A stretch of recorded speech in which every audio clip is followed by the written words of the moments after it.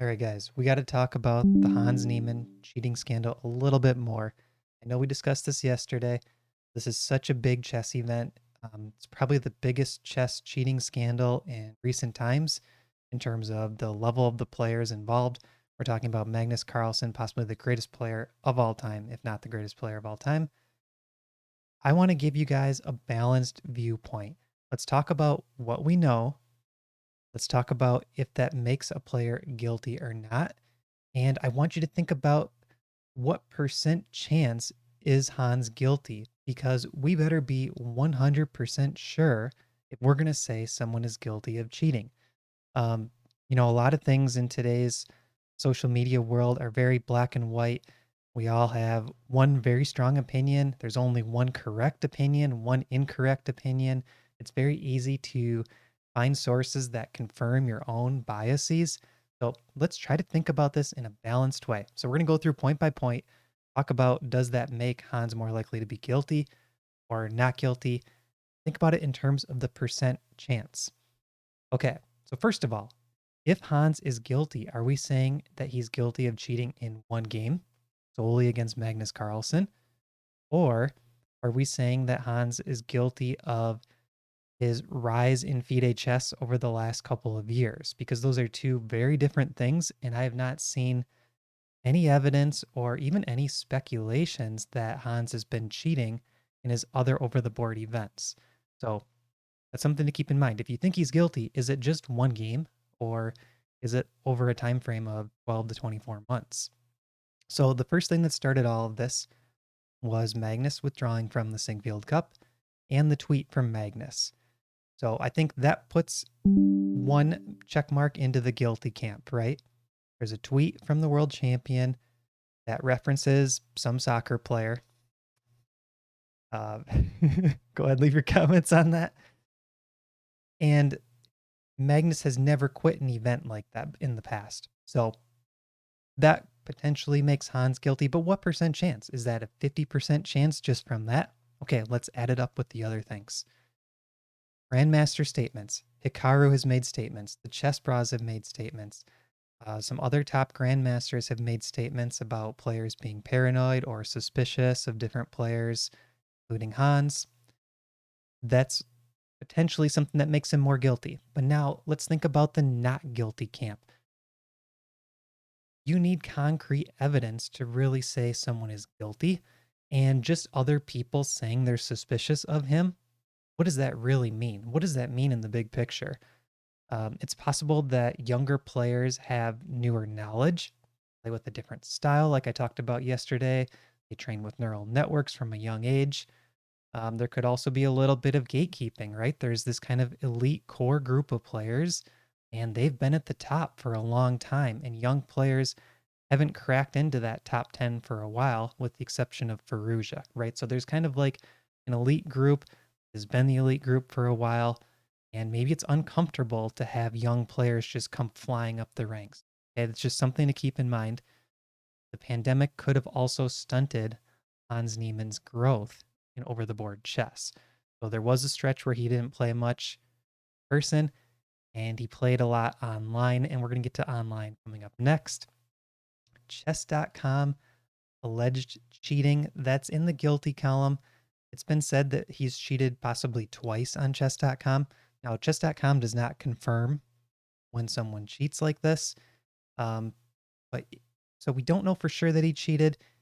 And if we do strongly believe or believe that he cheated, does that eliminate all of his credibility going forward? And I can understand if that's your main take. Once a cheater, I don't want to ever trust them again. That's fine. But he was invited to the Sinquefield Cup. He is playing over the board chess. So any possible allegations from online play, those have not carried over with the organizers in terms of over the board events, right? He's still getting invited to play in events. So I think we have to move forward with that. In the not guilty camp, people are asking, how did Hans cheat over the board?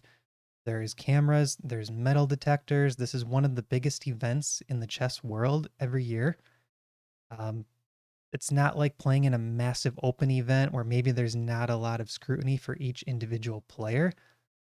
There's a lot of eyes on Hans, especially going into his fourth round, the round that he played yesterday when there were already these potential rumors of cheating allegations. The next point that I read in the comments, I'm not hearing anything in the right ear. I'm going to put that in the not relevant column. I don't really think that makes him a cheater or not a cheater. Um, Let me know in the comments. Did I fix the audio? It should be coming out equally. No, sorry about that. The next one, Hans post-game interviews. So people have mentioned his attitude, the way he phrases things in interviews, miscalculating lines in the analysis with Alejandro, misevaluating. So maybe he's getting lines wrong and misevaluating the positions and stating the wrong game in terms of his prep for Magnus. So he quoted, I forget exactly how he worded it, quoted a game. It wasn't exactly how he had quoted it, right? Let's think of the not guilty camp. Hans is still practically a kid. He is 19 years old. When I was 19, there is no way I would have been able to handle all of this pressure that Hans is under. I would not be able to do post game interviews knowing that people were suspicious of me. Even if people weren't suspicious of me, doing a post game interview for an event like the Sinquefield Cup, that's just crazy. There's so much stress. And he had already seen all the comments from his other post game interviews, like in that Miami tournament. It's just a lot of pressure for a young person. He's 19 years old, guys. I also want to state here, I am not saying that he's guilty or not guilty. I'm not making a statement on that.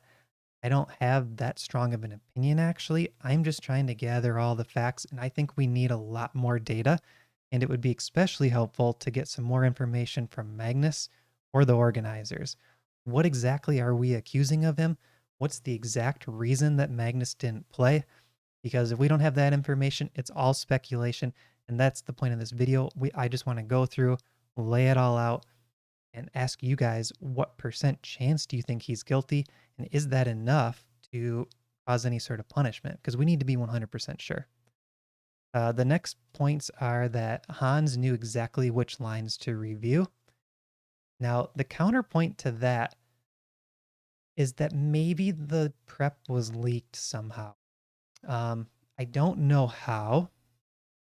You could say maybe someone on Magnus's side in Magnus's camp possibly gave out that information either on purpose or by mistake.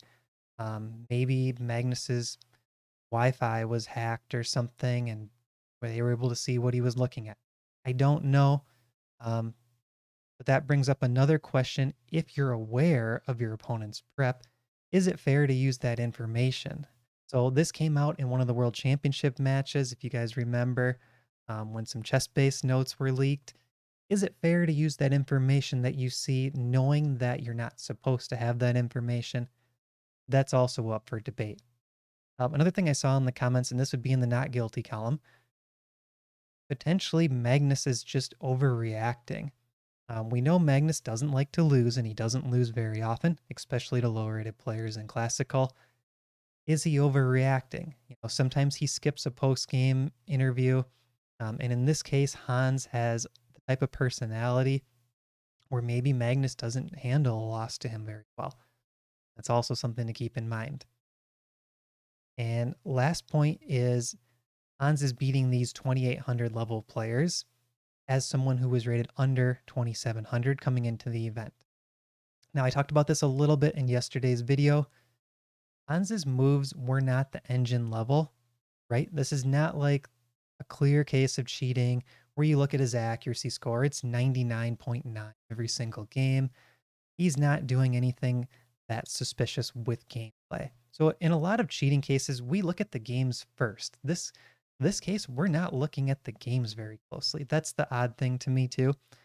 And it's possible that maybe Magnus just played poorly against Hans. If we're looking at a single game, the psychology of thinking your opponent knows your prep or thinking your opponent might be suspicious actually kind of messes with the opponent's psyche, right? It's almost like when people play Magnus and they're afraid of him. If you think your opponent may be up to something or may be cheating and they're completely clean, they're not cheating at all, that might cause you to play differently against them, right? You might make different moves or play with a different style and that may end up causing you to lose. Magnus isn't playing like Magnus. Um, so those are the main takeaways. Let me know in the comments, what do you guys think? I read all of your comments from yesterday. I want you to put a percentage on it. What percent chance do you think Hans is cheating? And what percent chance do you think we need to be sure that someone cheats? This is not black and white. No one is coming right out and saying, hey, I cheated and here's exactly how I did it. There's no proof like that. You need to be 99% sure, 99.99% sure, or are you comfortable with just saying, oh yeah, it looks like 90% chance, let's just say he cheated. Let's just jump on the bandwagon. So let me know, percentage wise, what percent do you think? What percent do we need to actually be sure to punish someone for cheating? All right, thanks for watching, guys. And I will have another recap up probably in like 6 hours going through today's games. Thanks for watching.